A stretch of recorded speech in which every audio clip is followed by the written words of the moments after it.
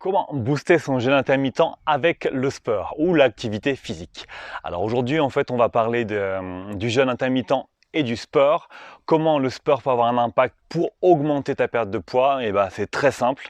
Tu te doutes bien que si jamais tu es resté pendant 10-12 heures sans manger, tu auras un minimum de sucre.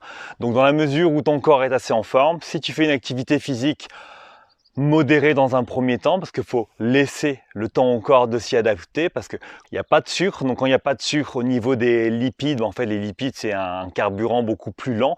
On peut y faire une activité physique. Je sais que moi par exemple quand je cours, je peux courir sur un 10 km à peu près à 11-12 km/h.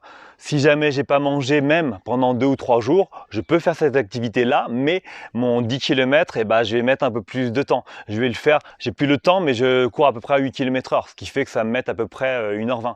Donc je peux faire une activité physique, mais adaptée.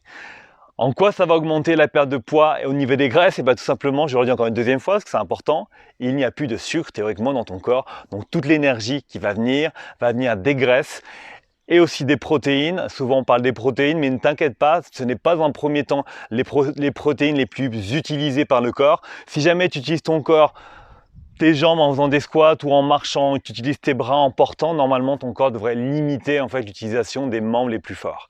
Donc le jeûne intermittent, le sport couplé, perte de graisse, je t'invite à tester d'une manière modérée et je te souhaite une bonne journée à toi où moi je viens tout juste de couper mon jeûne intermittent de à peu près d'une vingtaine d'heures.